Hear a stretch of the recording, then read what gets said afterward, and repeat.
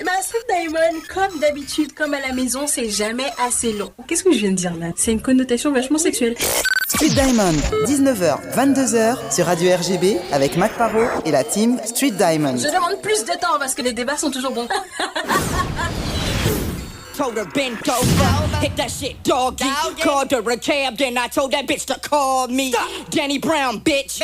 Tell me what you need. I got some Adderall and fire ass weed. And they try to tell me I get too high. Voilà, je m'entends. L'émission s'appelle Street Diamond. C'est tous les samedis de 19h à 22h sur Radio RGB. On est ensemble pour passer un bon moment comme d'habitude, comme tous les samedis.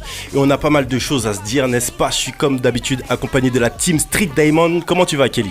Moi ça va bien et toi? Kelly, tu fais ton retour dans le building. On te voyait en mode virtuel sur les réseaux, en train de commenter, en train de noter, balancer des Twitter et Insta et j'en passe. C'est ça. On te voit en chair et en os. Ouais. Et on te voit tout en bronzage. Oui, ça va? Tu le vis bien? Je le vis moyennement, mais bon, passons. Mais ça va, vous m'avez manqué quand même. Ouais, salut. Et sinon, à part ça, bien sûr, il y a Kenny qui est dans le building avec Cindy à la technique aussi. Salut. Hello tout le monde. Oh, on vous entend super pas, mais bon, c'est pas grave. On sent que vous allez bien. On sent que ça va. C'est mieux là, c'est mieux. Ah, bah voilà. Ouais. Un petit peu. Bonsoir. Hello tout le monde. Ça va? Vous avez passé une bonne semaine? Ça a été la semaine, voilà. Ok, donc on a pas mal de choses à se dire. Déjà, comme d'habitude, on va commencer la rubrique par les faits marquants. Et justement, avant d'introduire les faits marquants, bien sûr, je suis obligé d'introduire notre invité, n'est-ce pas? Donc on a un invité de qualité, comme d'habitude. Lorenz est dans le building. Lorenz, baby. Ah merde, j'ai pas réussi à le faire, mais c'est pas grave. Ah, il est presque aussi bien que le mien. Hein. Il est presque aussi nul, ouais. Surtout naze, t'es fou. Rien à voir. C'est un métier, monsieur, c'est un métier. Ah, écoute. Comment tu vas, Lorenz? Eh ben, ça va très bien, et toi? Bah écoute, ça va. Hein. J'ai cru comprendre que récemment tu étais aux Antilles. Eh ben écoute, tu vois ce petit teint aller? Ah là là. Ça ne ment pas. Vous essayez, c'est un complot pour me faire mal. C'est tout ce que je peux constater. Bah, surtout que toi, ça se voit que ça fait longtemps que t'es pas rentré. Et tu sais quoi? Si j'avais été à l'époque là de la nouvelle Amérique, les nouvelles terres là, eux-mêmes ils m'auraient appelé visage pâle, les Indiens m'auraient appelé visage pâle direct. Ah, c'est mort. Je vous rappelle que vous êtes sur Street Diamond, 19h-22h sur Radio RGB et qu'on va parler de pas mal de choses et notamment l'album Versatile de Lorenz. Mais avant ça, bien sûr, il y a les faits marquants. Donc ça va être un petit fait marquant rapidos. C'est juste pour envoyer un grand big up à un grand monsieur, hein, n'est-ce pas, de la culture reggae dancehall. Donc on va envoyer un gros big up à Pablo Masta, bien sûr. Donc si vous connaissez pas Pablo Masta, donc c'est vraiment pour les gens qui sont qualifiés reggae dancehall. Donc déjà c'est son birthday, comme je vous l'ai dit, en 1986 il sortait ce morceau qu'on écoute en fond qui s'appelle Touche pas à mon pote. Donc voilà, et ensuite après ça il a sorti son premier album donc en 87 qui s'appelait Y a-t-il un problème. Donc vous connaissez l'émission, nous ici on aime rendre hommage à ceux qui ont porté la musique, qui ont porté la voix, et Pablo Master en fait partie. C'est lui aussi qui a accompagné nombre d'artistes que vous connaissez maintenant comme Daddy Yod, etc. Donc s'il n'y avait pas eu Pablo Master, il y a plein de gens qui n'auraient pas été là ou qui n'auraient pas eu la même inspiration. C'est vraiment un précurseur de chez précurseur. Donc voilà, un gros big up à l'homme Pablo Masta, et je pense même que ça mérite des applaudissements. Real Foundation.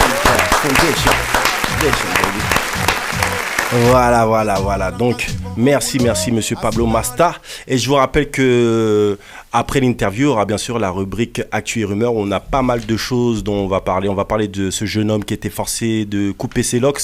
Mais les gens ne savent pas pourquoi il a dû couper ses locks et qu'est-ce qu'il y avait avant avec l'arbitre, qu'est-ce qui s'est passé, etc. Donc Street Diamond, en exclusivité, on va vous sortir le passif de l'arbitre et tout, d'où il vient et tout, etc. On va pas aller jusqu'à dire combien tous ces arbitres. Bon, je vous le dis, en un week-end, ils font 800 mais bon, bref. 800 un week-end, tu vois, c'est pas mal. Hein. Et donc voilà, donc on va dire pas mal de choses dans la rubrique Actu et Rumeurs. Et il y aura Jérémy qui va venir défendre un projet. Donc Jérémy, certains le connaissent, son nom d'artiste. Son nom d'artiste, c'est Young Fizz. Et il va venir défendre un projet qui s'appelle Outre-mer en lumière, en deuxième partie d'émission. Pour l'instant, je vous rappelle qu'on est avec Lorenz. Lorenz, ça nous fait super plaisir de te recevoir.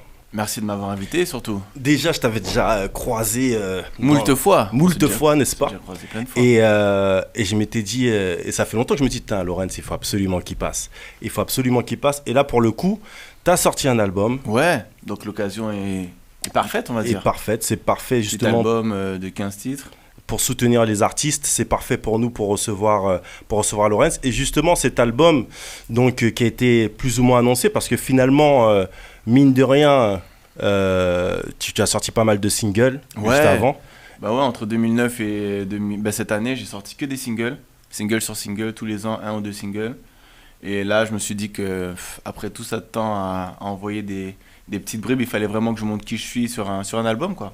Ça serait cool. Si les personnes ne savent pas qui est Lorenz, à qui on s'adresse, qui est ce charmant jeune homme, hein, est-ce qu'il est réellement talentueux, qu'est-ce qu'il nous cache? S'ils ne le connaissent pas, eh ben, Kelly va l'introduire.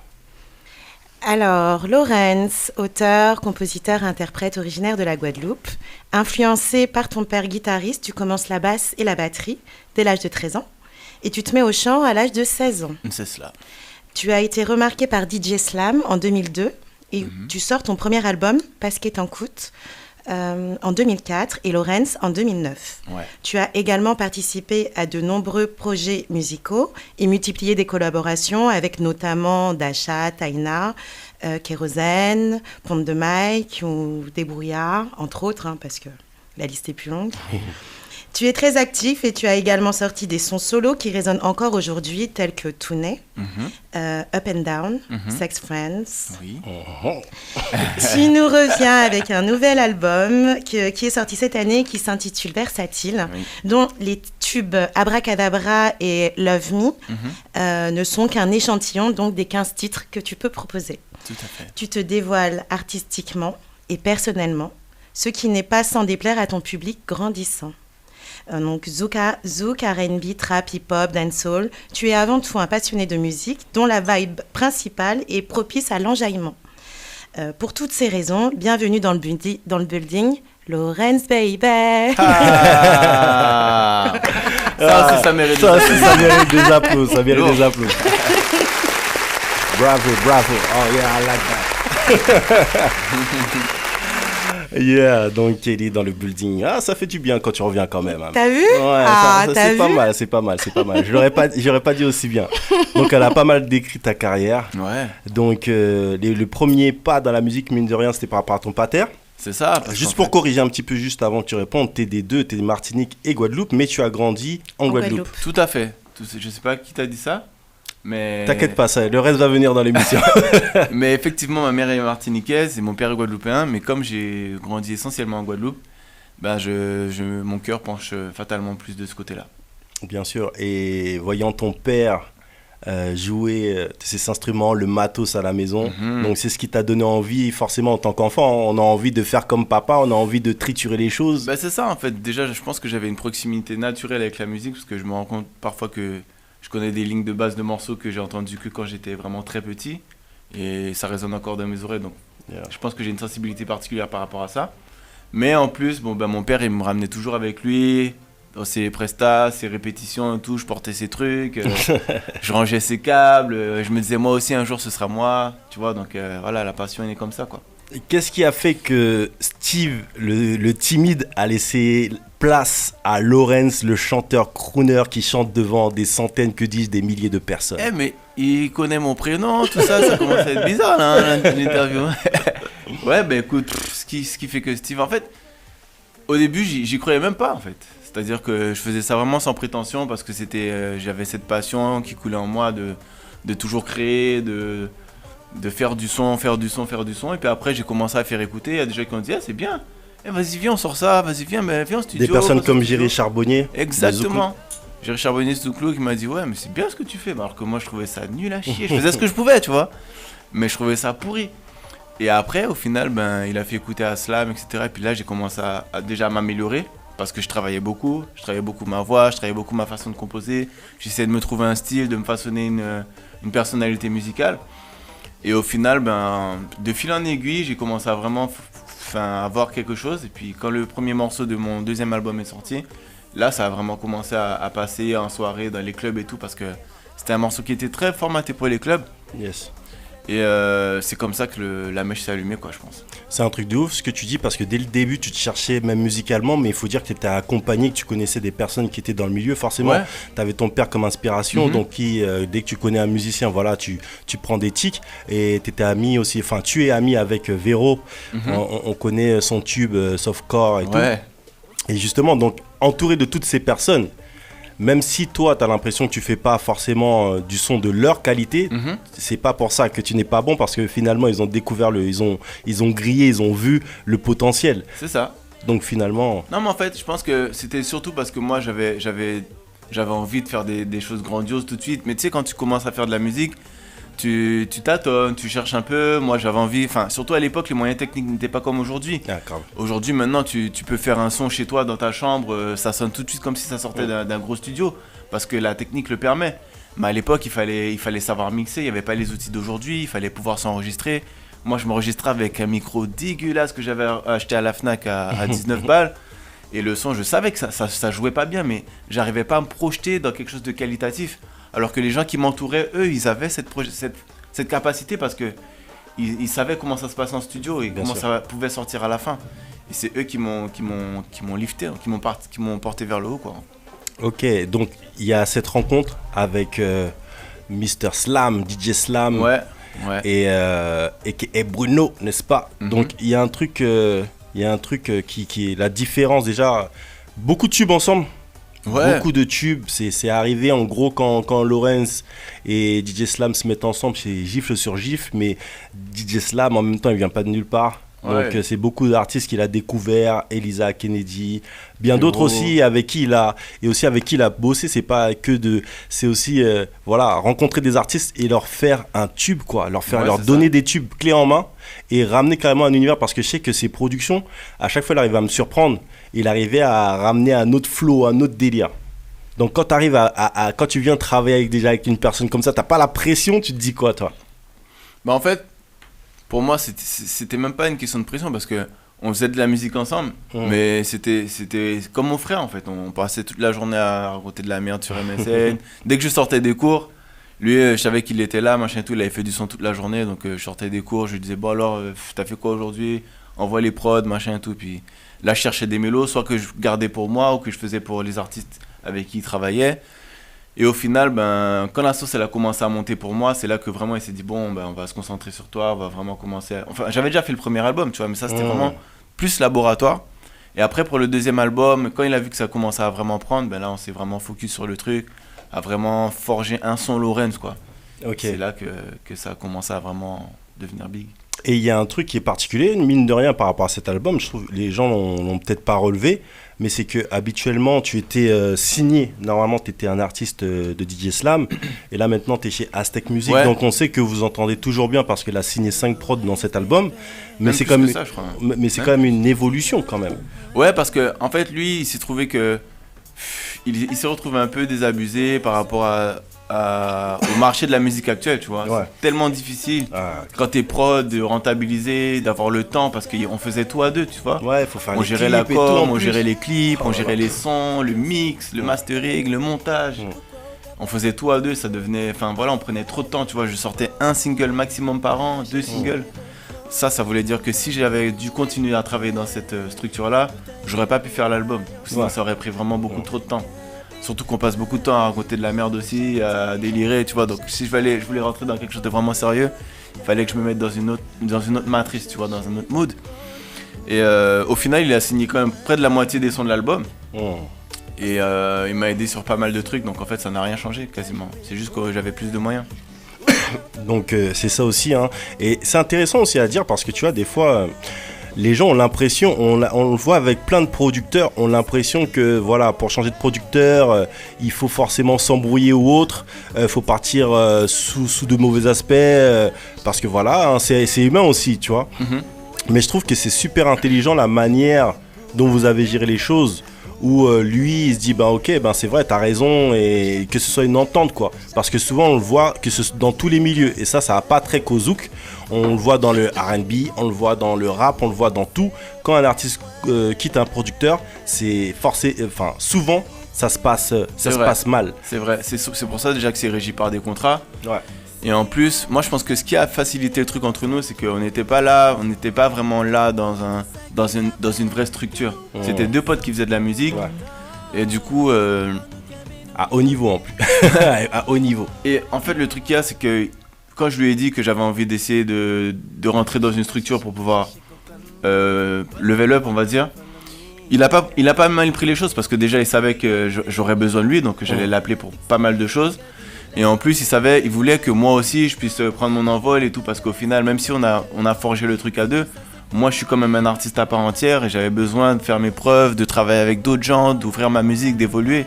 Parce qu'à 2, on était quand même enfermés dans un cercle de travail qui était toujours le même. Ouais. Alors que là, j'ai pu travailler avec des gens avec qui j'aurais peut-être pas pu travailler si j'avais pas signé ailleurs. Même des fois, on a besoin de se mettre en danger artistiquement. On a besoin de rencontrer des gens, on a besoin de tester des choses. Grave, c'est ça. Puis de toute façon, plusieurs fois, j'avais déjà commencé à parler d'essayer de monter des trucs avec d'autres gens, tout, parce que j'avais vraiment besoin de progresser moi aussi dans ma façon de travailler.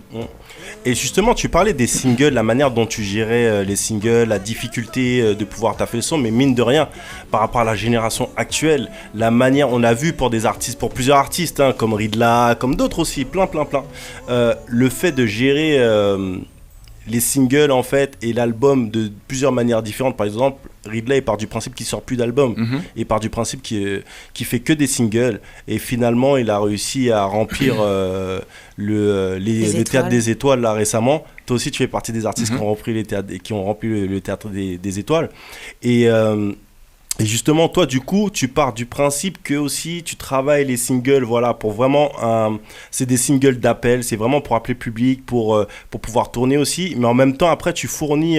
Pourquoi à tout prix fournir un album finalement ?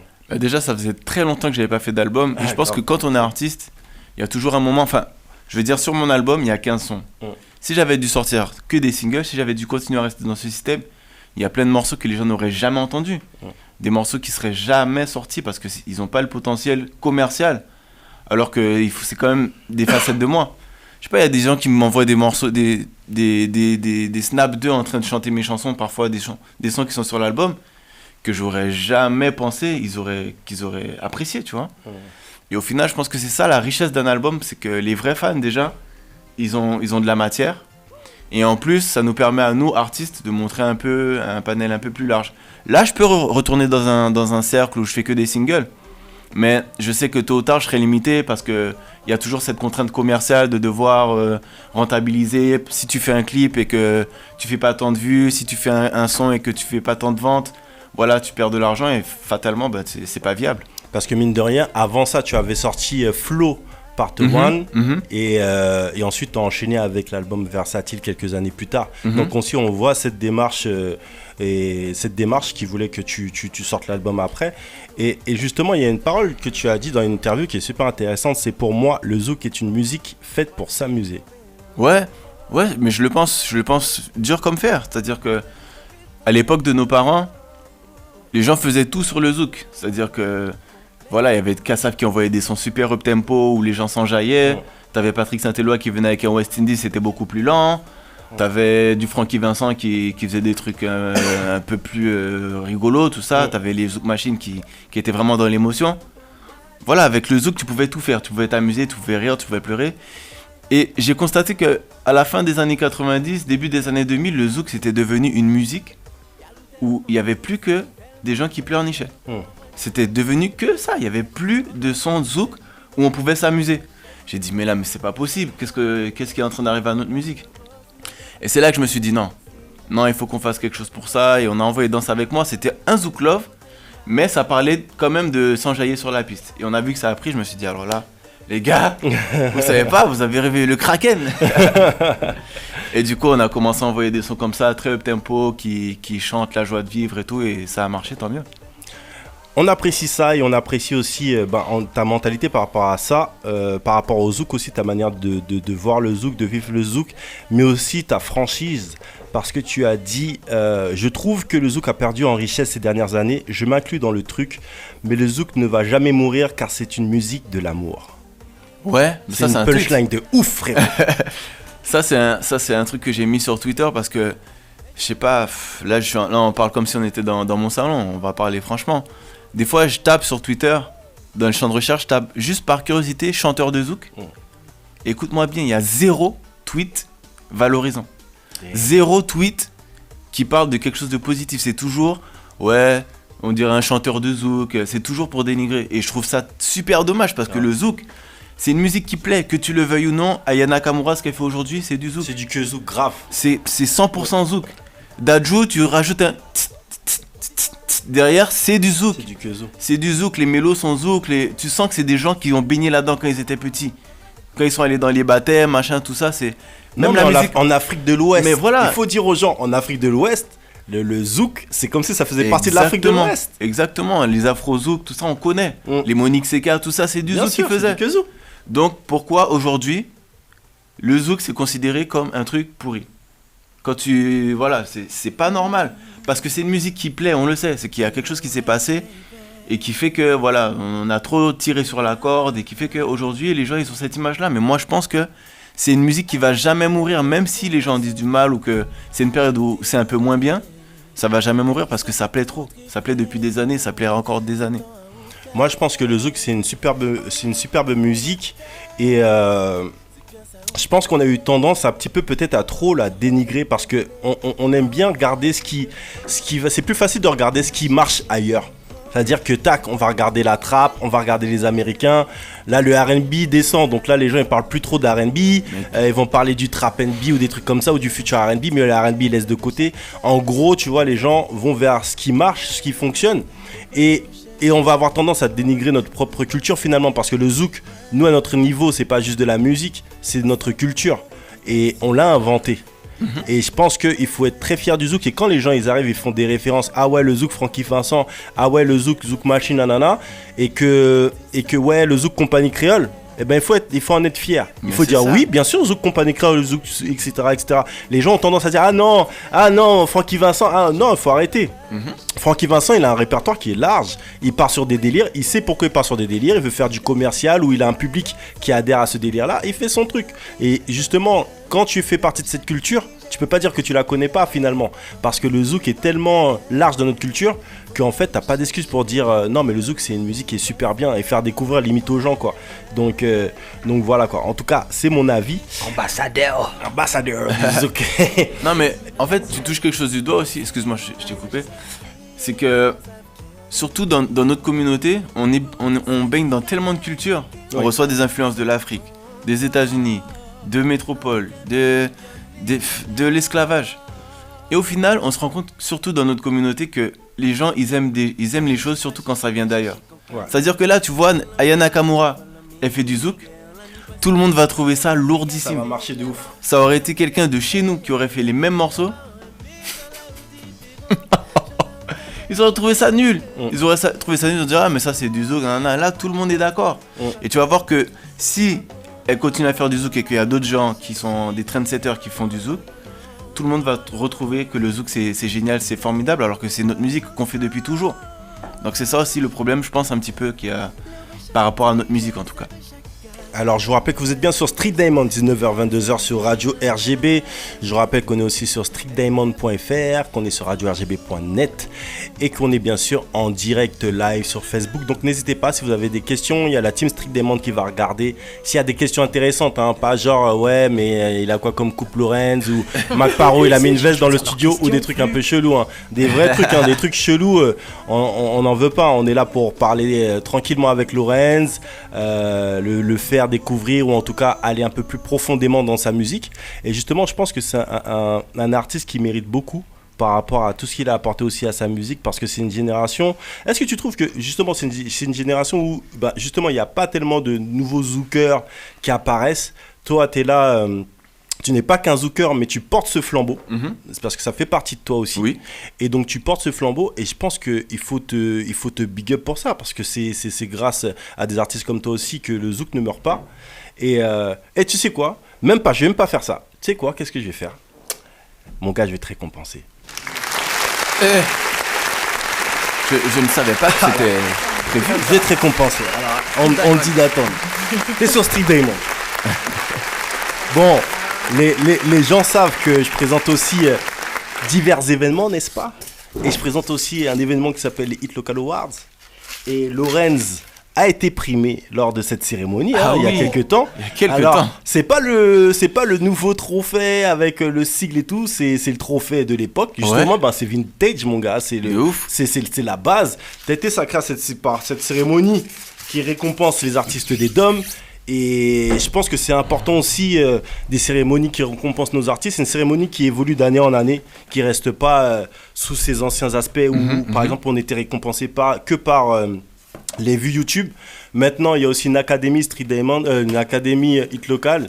Et il faut bien être clair aussi par rapport à ça, c'est que les vues YouTube comptent, mais pas que. Et donc, c'est-à-dire qu'il y a une certaine sélection qui est large, qui s'effectue par les vues YouTube et autres. Et ensuite, il y a l'académie qui est composée de tous les anciens gagnants des Hit Local Awards qui votent pour sélectionner un échantillon plus restreint en fait, tout simplement. Et l'échantillon plus restreint que vous voyez lors des Hit Local Awards, c'est tout simplement la sélection de tous les votes de l'académie. Donc voilà. Donc Lorenz, voici ta récompense. Vous pouvez applaudir Mr. Lorenz, s'il vous plaît. Et merci. Oui, applaudissez. Voilà. Je te laisse déballer tout.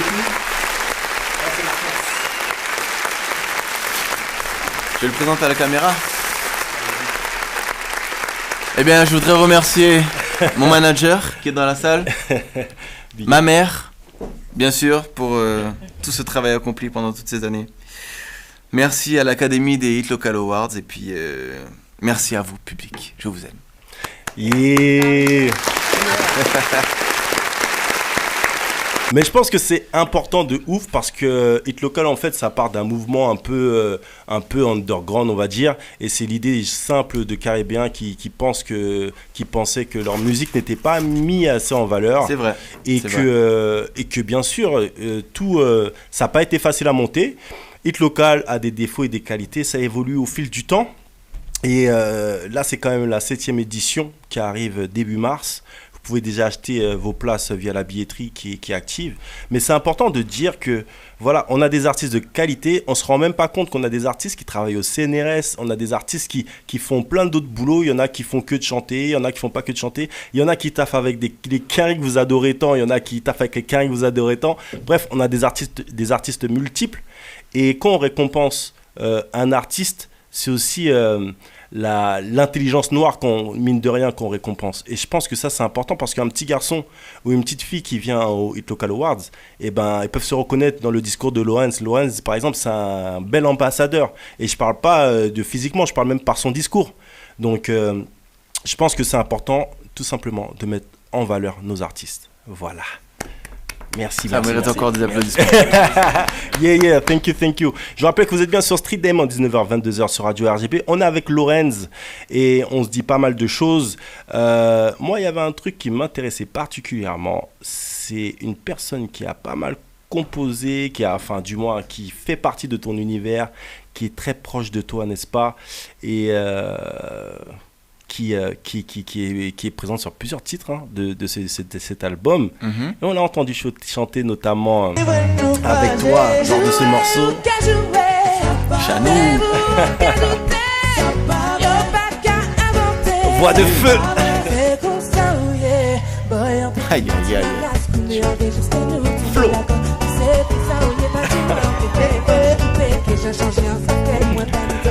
Donc voilà, gros big up à Chana Césarion. C'est ma gossure. Donc ça, encore une personne de qualité, encore une personne qui nous fait aussi plaisir. Donc Chana Césarion, autrice, compositrice et interprète. Si vous voulez chercher le titre autrice dans le dictionnaire, vous pouvez y aller, ça existe. Justement, je me disais qu'il fallait que je regarde ça dans la voiture. Tu sais quoi, quand j'ai dit ça pendant le concert de Nestlé, il y a des gens, ils ont regardé. Ah ouais. Ils sont venus me voir après moi, j'ai regardé. J'ai dit, vous croyez quoi? On lit pas des livres, nous? Donc Chana Césarion, autrice, compositrice et interprète, vocaliste, chanteuse de gospel qui était sur le label Sushiro et qui réalise les chœurs féminins sur ton album. Tous les chœurs féminins. Est-ce que tu peux nous parler de cette collaboration parce que c'est une artiste de feu tout simplement? Chana, c'est mon alter ego féminin, c'est une meuf avec qui on se comprend, on est né le même mois, tout ça, donc on a vraiment des atomes crochus. Musicalement, c'est quelqu'un que j'aime beaucoup parce qu'elle a une voix, un timbre. Quand elle me fait des chœurs, en fait, des fois, je fais un morceau Je trouve que c'est un peu moyen. Et puis elle arrive, elle fait les chœurs, je dis c'est bon. Allez, Slam, tu masterises et on envoie. Non, sérieux, elle a une voix, ça sublime mes morceaux à chaque fois, c'est trop bien. Non, mais après, c'est sûr qu'elle aussi a fait partie, excusez-moi, a fait partie d'une école. L'école dont fait partie Shana, c'est vraiment l'école, en fin de compte, même par rapport au gospel, tout ce qu'elle fait, elle a l'habitude en plus de travailler en groupe. C'est-à-dire qu'en gros, il faut qu'elle prenne telle tessiture de voix, il faut qu'elle prenne tel timbre, elle s'adapte. Et je trouve que c'est ça qui est bien quand tu taffes avec des artistes comme ça, c'est-à-dire ses connaissances, en fait, sont larges au niveau musical. Et je trouve que c'est ce qui donne un vrai plus au morceau, quoi. Ouais, non, mais c'est clair. De toute façon, elle a tellement de talent que même si elle faisait pas de gospel et tout ça, je pense qu'elle aurait déchiré. Ah, c'est clair. Elle est trop forte. C'est clair. Alors, je vous rappelle qu'on est avec Lorenz, qu'on parle de son album Versatile et qu'on parle de tout ce qui environne Lorenz. Sur cet album, il y a plusieurs morceaux et justement, tu avais déjà fait une collaboration avec Mr. Pound de Mike, mais sur ton album, tu as fait un morceau avec Pound 2 et sur ce morceau, c'est un fucking R&B de ouf. Tu sais que je me rappelle même plus l'avoir fait ce morceau-là, j'ai fait que constater qu'il était sur l'album. Je me rappelle plus quand je l'ai écrit, je me rappelle plus de rien, c'est juste que j'ai croisé Pound 2 dans un... En fait, on a fait ce morceau-là avant le morceau qu'il a sorti lui l'année dernière. Ouais. C'est un morceau qu'on avait fait avant, parce qu'en fait, on s'était croisés en soirée. Non, on s'était croisés après une presta. D'abord à Saint-Claude, à la fête de Saint-Claude en 2017 ou 16, je sais plus. Et tu sais, la phrase bateau qu'on sort dès qu'on croise un artiste, ouais, ce serait cool qu'on fasse ça ensemble, alors que lui, c'est un gars qui fait de la trappe, ou ça parle de drogue, etc. Moi, je chante du zouk. Donc, quand j'ai sorti cette phrase, j'ai dit, waouh, peut-être que non, en fait. Et au final, il a pris ça au sérieux, et moi aussi. Et il est venu en France, il préparait son album, je crois, l'année dernière. Et il me dit, ouais, passe au studio, machin. J'ai dit, ouais, je passe au studio, bon, je sais pas, on va voir. Et il m'a envoyé une maquette, le refrain est venu tout seul, super vite.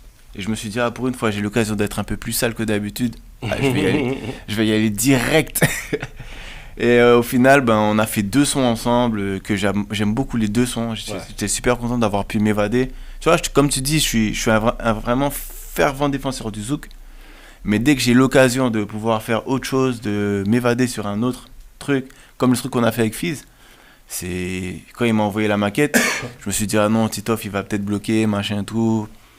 Et quand Titoff il m'a dit, ouais, vas-y, le son il est lourd, pause. Maman! Et quand il a dit po, j'ai allumé mon mic, j'ai craché le truc tout de suite. C'est bien de travailler avec des gens comme Titoff et on n'en parle peut-être pas assez des fois, des gens qui sont managers, mais même plus que managers finalement, et qui donnent aussi leur avis artistiquement parce que étant artiste, et on avait Sahel à ta place, et Sahel il disait, s'il n'a pas sorti d'album depuis autant de temps, c'est aussi le fait qu'il soit tout seul. Ouais.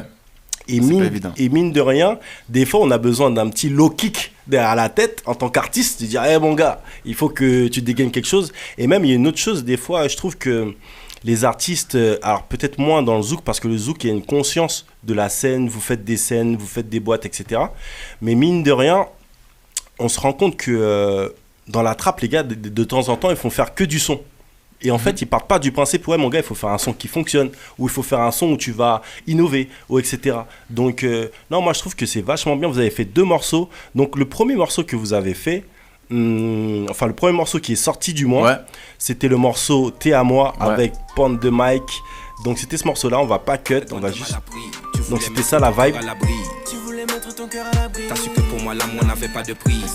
Et mine de rien, dans ce son qui est très lourd, que j'écoutais en faisant du sport il y a quelques jours.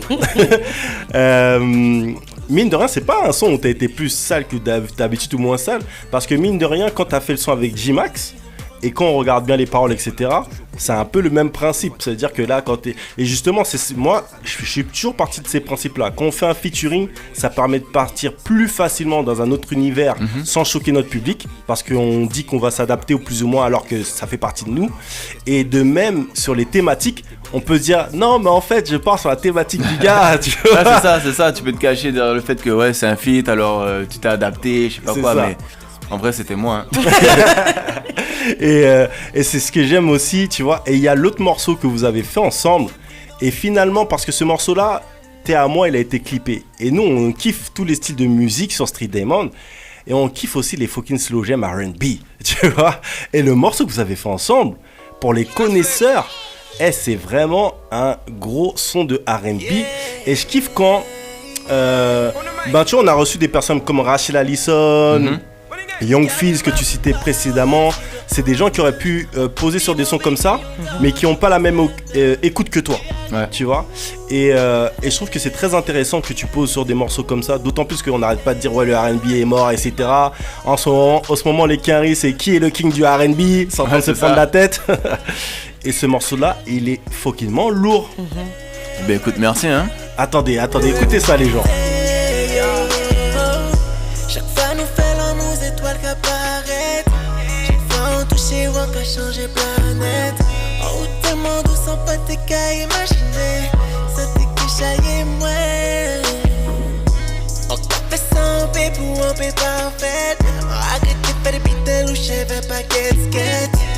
J'ai un désir avant moi envie changer. Pour un peu vite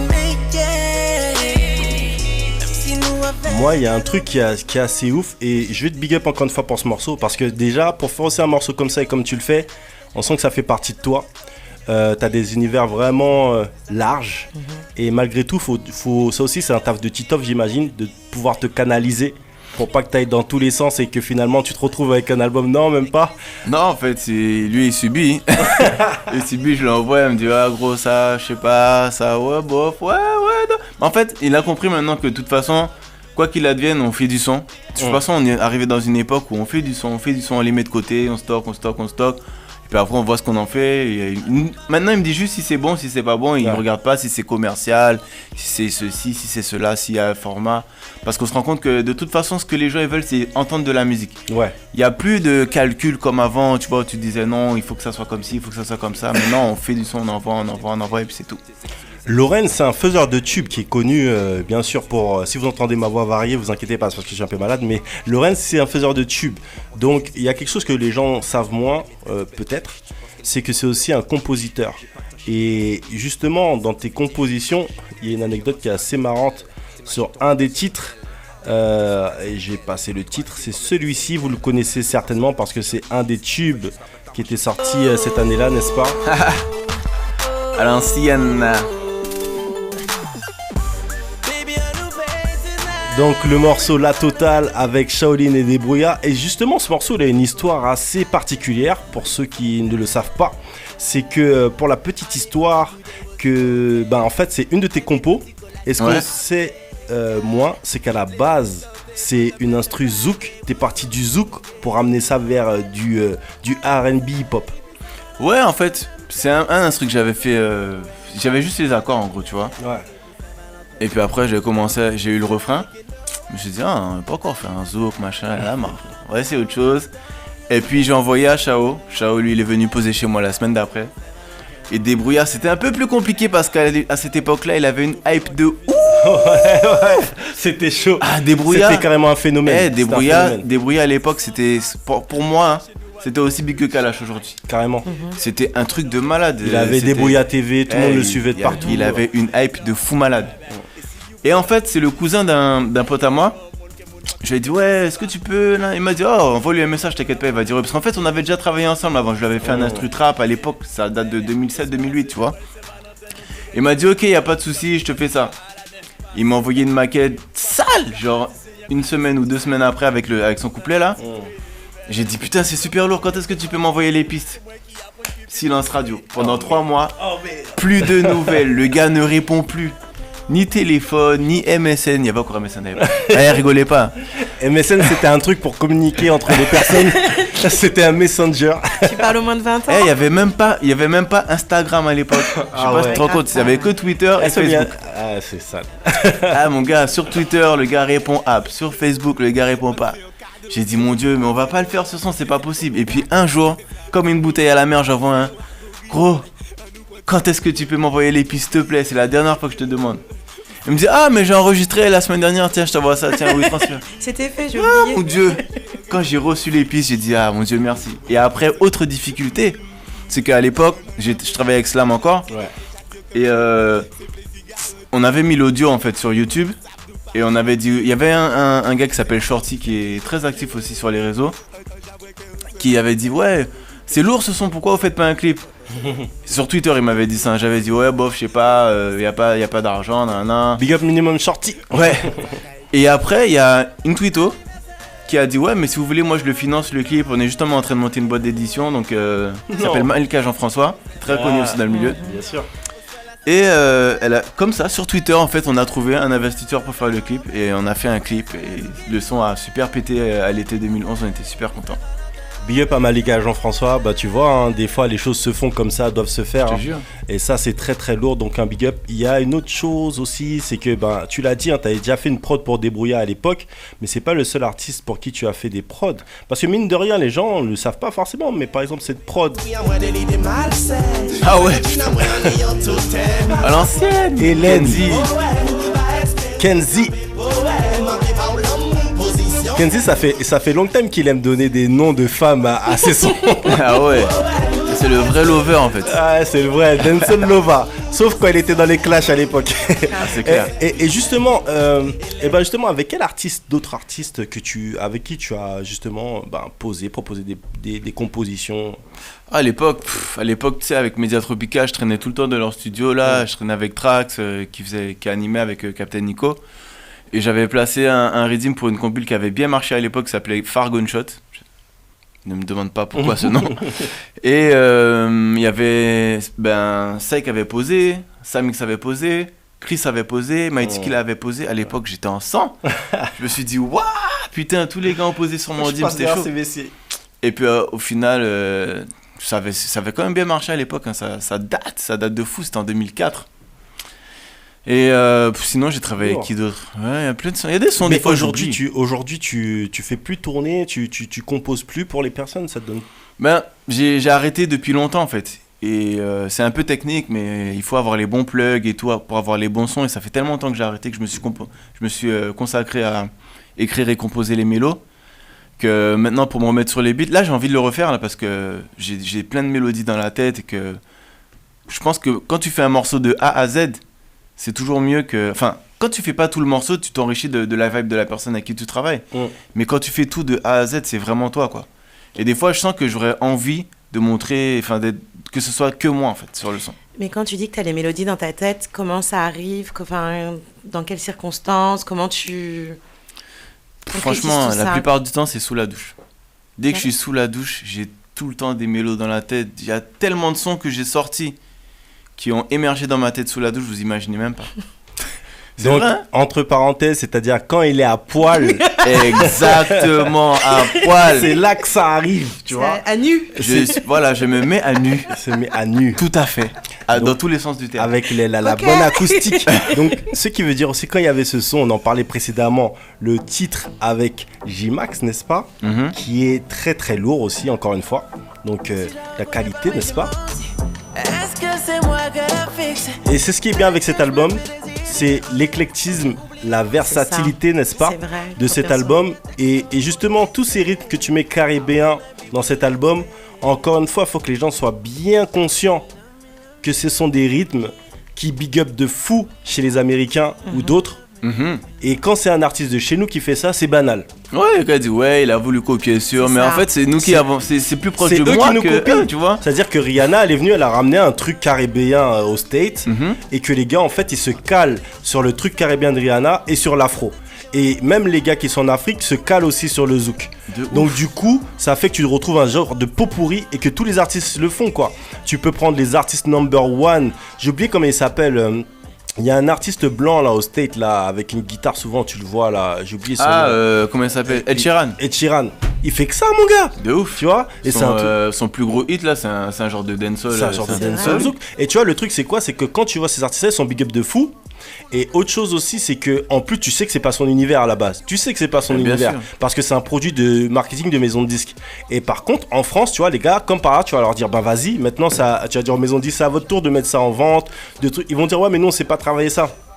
C'est débile. Tu vois, c'est complètement débile. Mais en tout cas, il y a pas mal de choses à dire par rapport à Lorenz, mais on sait que Lorenz est pressé par le temps. Et la seule chose que je dirais, l'une des choses que je dirais aussi, j'ai deux autres questions, vite fait, rapidement.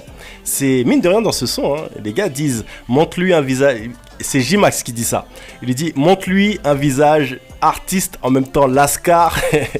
et ensuite, tu mets, quand tu dédianges comme ça, je passe de Tijan à Lopsa. À Losa, c'est vrai. Losa, calmons-nous. Pardon. Restons mesurés.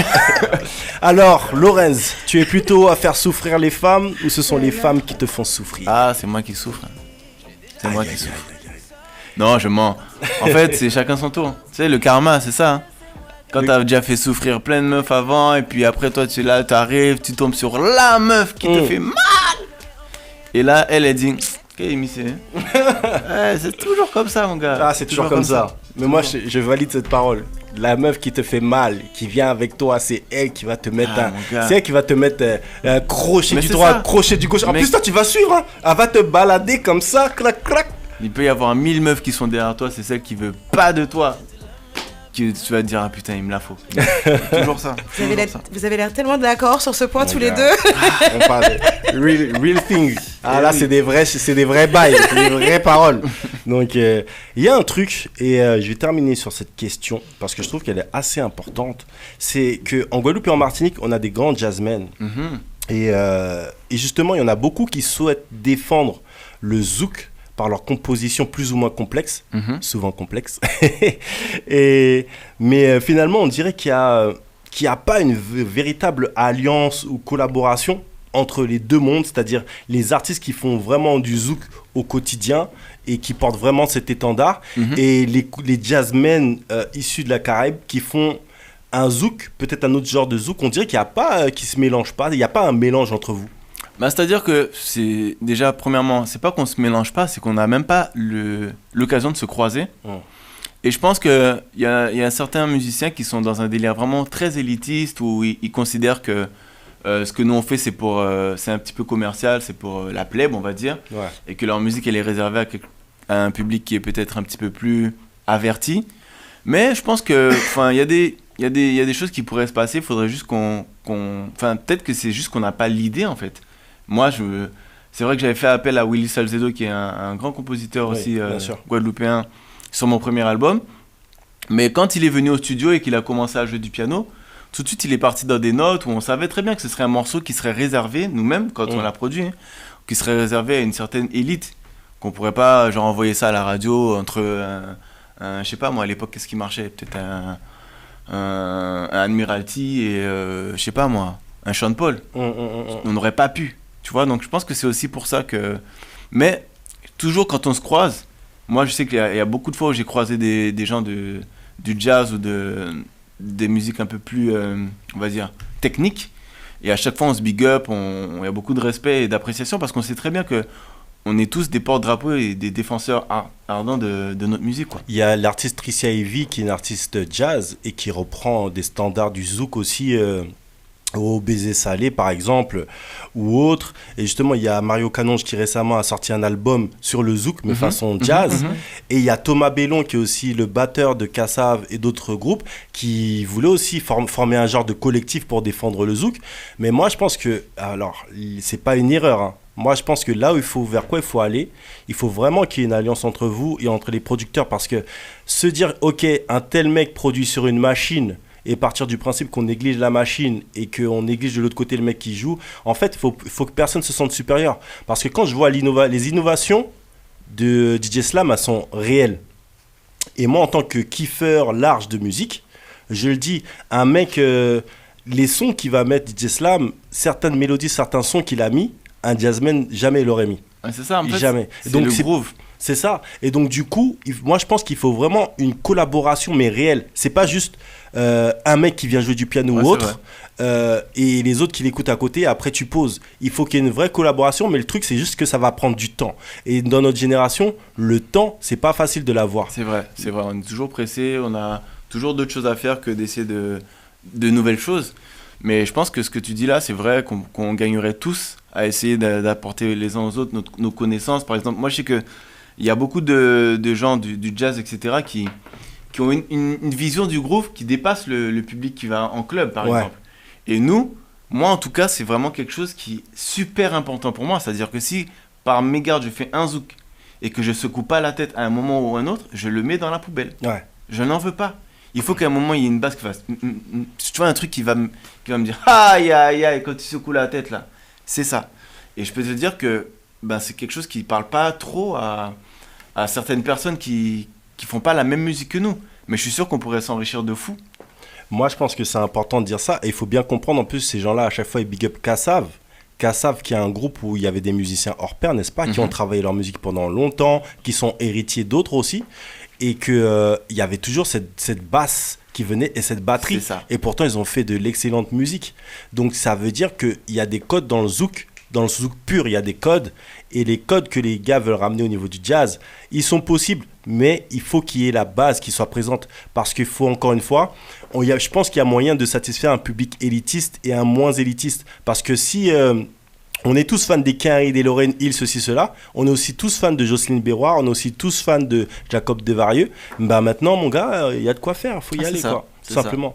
Donc, moi, j'aime bien cette parole que tu as dit, Laurens. Et on va terminer l'interview, tout simplement. Je pense qu'on va s'écouter un petit morceau, juste avant, histoire de se mettre bien. Et ensuite... si tu nous permets, un petit freestyle, un petit son que tu vas nous faire en live, si tu le permets. Donc, quel son que tu as envie d'écouter? J'ai quoi dans la poche? J'ai quoi dans ma pocket? Est-ce qu'on se joue Abracadabra? Est-ce qu'on se joue Love Me? Est-ce qu'on se joue Problème? Est-ce qu'on se joue Qu'est-ce qu'on se jouerait? Qu'est-ce qu'on se jouerait? Yeah, moi c'est vous, messieurs. Dites-moi tout. On cherche un morceau pour vous, on essaie de voir quel morceau on peut envoyer le son avec Nestlé. On peut envoyer le son. Un petit bout du son avec Nestlé, parce que peut-être que ça va sortir un jour. Sait-on jamais. Oui, parce que Ma vie en rose, c'est ça? Eh oui, La vie en rose. Et La vie en rose. Et justement, ce titre, encore une fois, avec Nestlé avec qui vous entendez hyper bien tous les deux. C'est ta Pagnette, d'ailleurs, nous a bien parlé de toi quand elle est venue précédemment dans le building. J'espère qu'elle a dit que du bien. Ah, ça, je sais pas, mais si, bien sûr. Et on sent comme ça aussi entre vous, il y a une très très grande amitié, n'est-ce pas? Oui. Quelque chose qui vous lie. Et je pense aussi ça c'est important aussi les collaborations entre artistes parce que mine de rien, on sent votre complicité quand à la fin, elle te stoppe quand tu vas dire Laurens Baby et qu'elle dit Laurens Baby à ta place. Elle dit Nestlé. Nestlé Baby. Elle dit Nestlé Baby. Non, mais quand elle m'a proposé ça au studio, j'ai dit jusqu'au bout. Elle voulait, même sur CD, elle veut me casser les couilles. C'est fou. Ah là là je là sais pas là. si tu vois leur échange parfois sur Twitter aussi.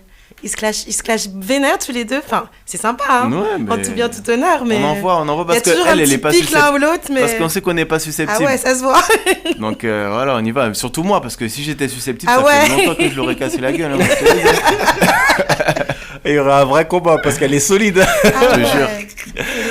On s'écoute le morceau La vie en rose, Nestlé et Mr. Laurens qui est dans le building. Et juste après, on part en mode freestyle. Vous êtes bien sur Street Diamond, 19h, 22h sur Radio RGB.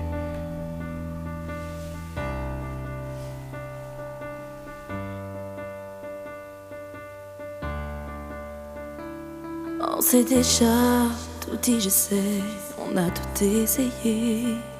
Y a pas de magie quand on se perd. On est juste deux ennemis qui s'aiment, on se fait la guerre ensemble. Mais je donne ma vie pour la tienne.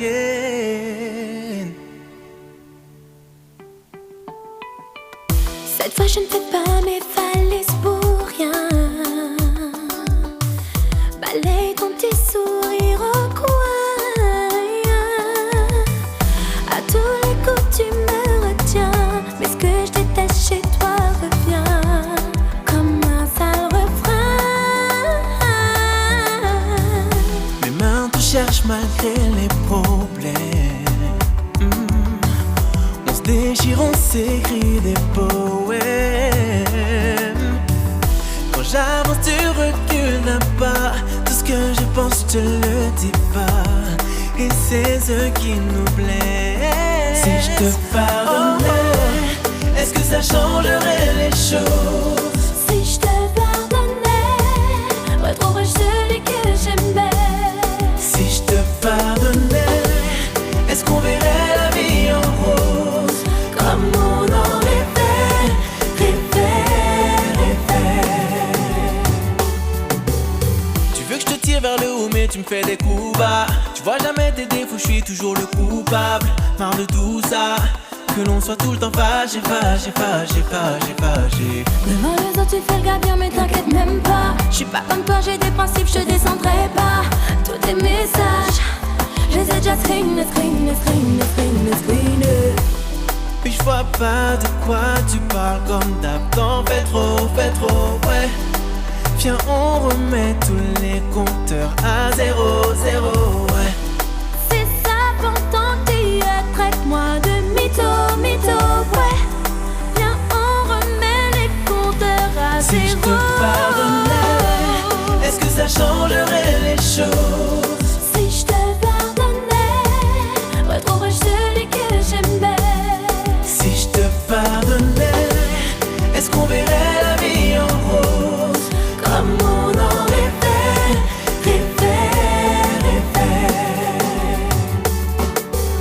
Et si on se pardonnait?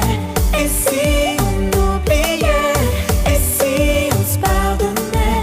On recommençait. Et si on se pardonnait? Et si on oubliait?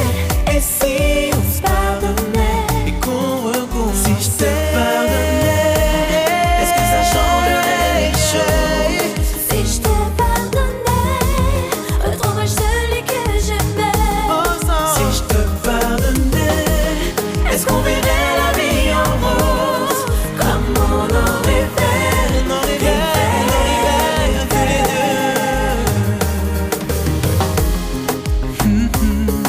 Yeah. Lorenz, baby. Non, là c'est Nestlé, baby.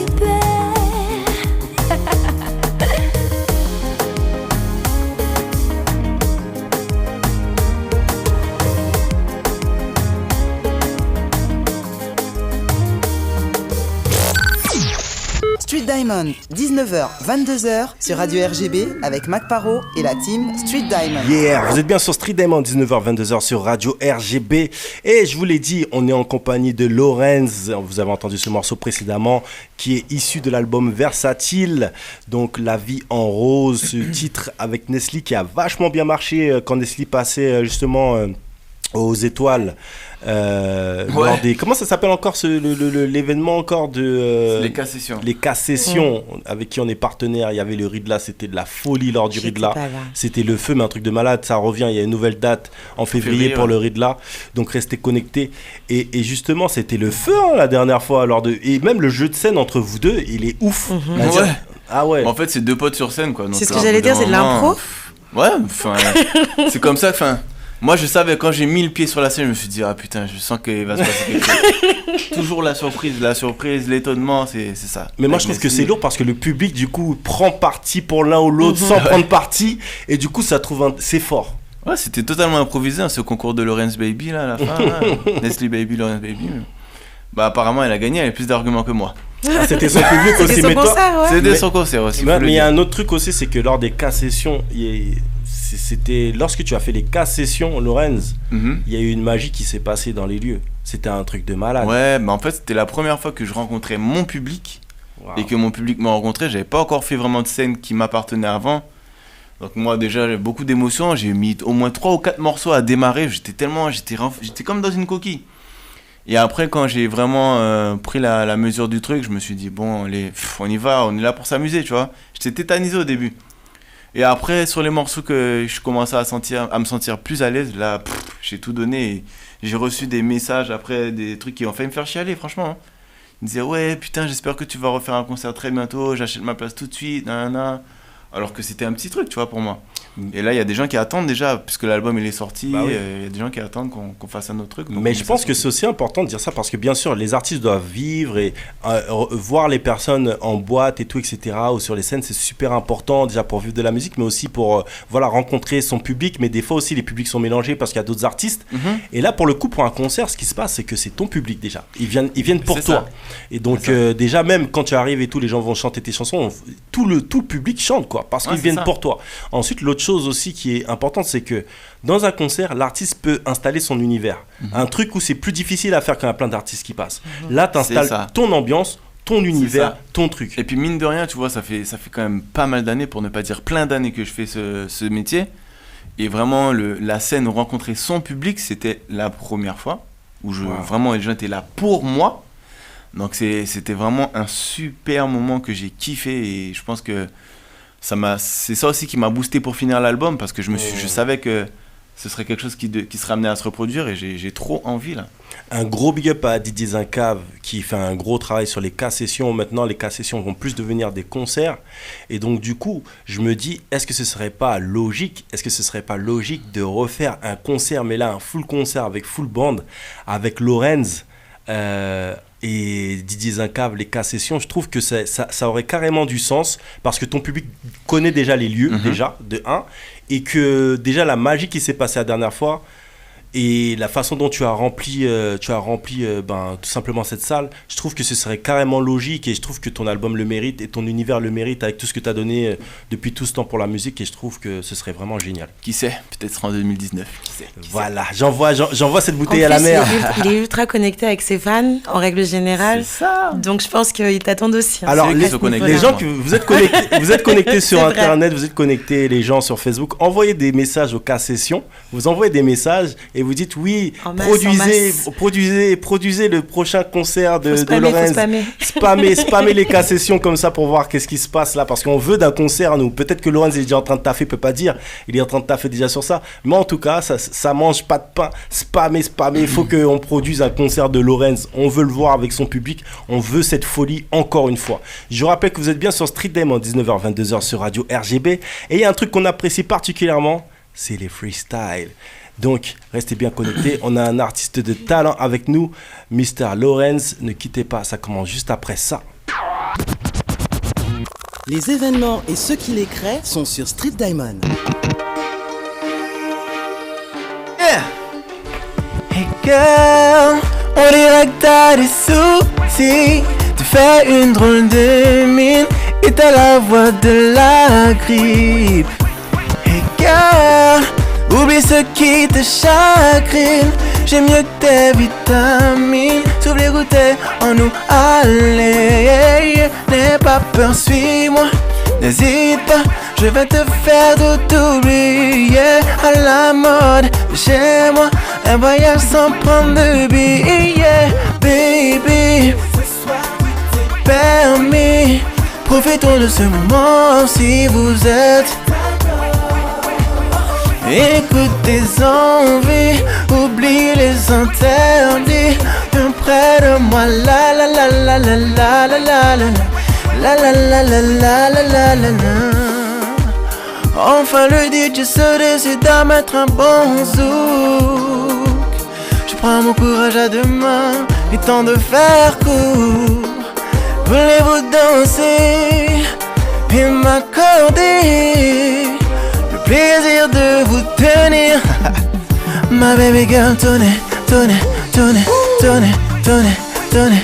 Et venez coller au compte moi, moi. Ma baby girl, penchez, penchez, penchez, oh. Et venez coller au compte moi. Beau contre beau, nos corps se frôlent, plus rien ne compte, je ne poserai aucune question, non. Beau contre beau, Dieu que c'est bon, plus rien ne compte, nos deux cœurs battent à l'unisson, yeah. Et venez coller contre moi.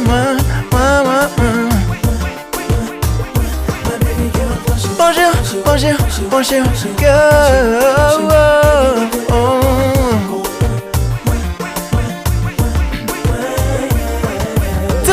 Tournez avec moi, girl.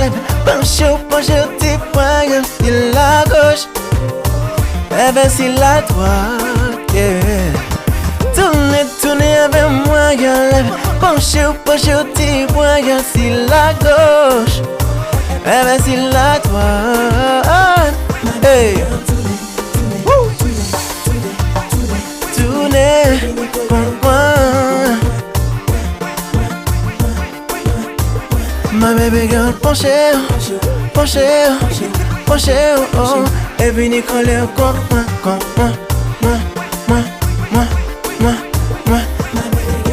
Big up, Street Diamond, hey. Et venez coller au corps, moi.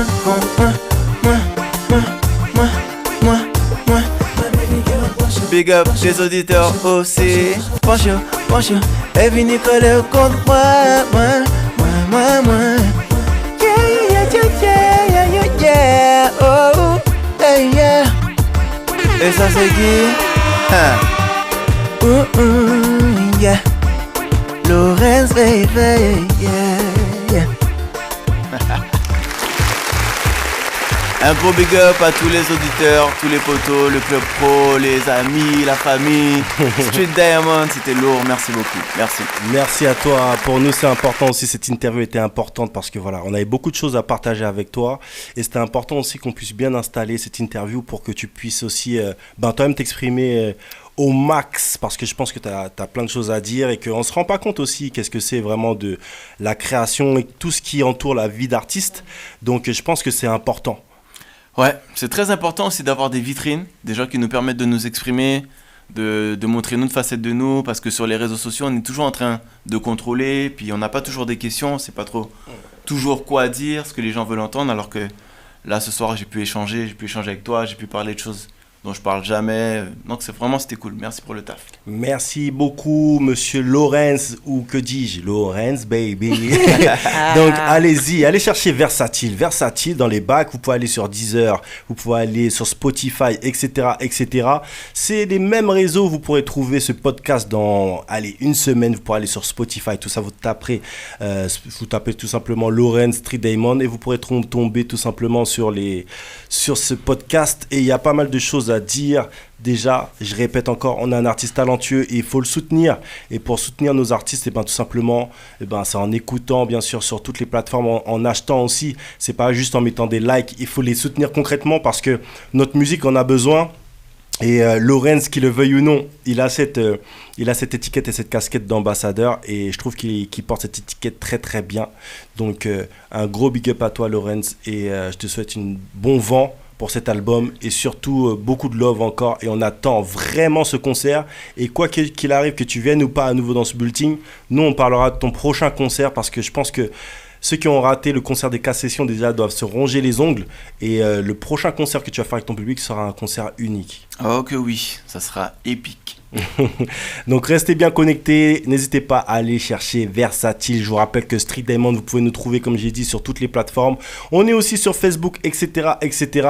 Tout à l'heure, on active tranquillement sur les actus et les rumeurs. Il y a pas mal de choses à dire aussi, n'est-ce pas, par rapport à l'actualité. Et moi, je vais me faire un petit plaisir parce que quand on a reçu ce morceau en exclusivité de Lorenz, je l'ai passé à l'époque immédiatement à l'antenne. C'est le morceau Pas cherché. Écoute bien ça, t'es bien sur Street Diamond, 19h, 22h sur Radio RGB. Peace. Lorenz, baby.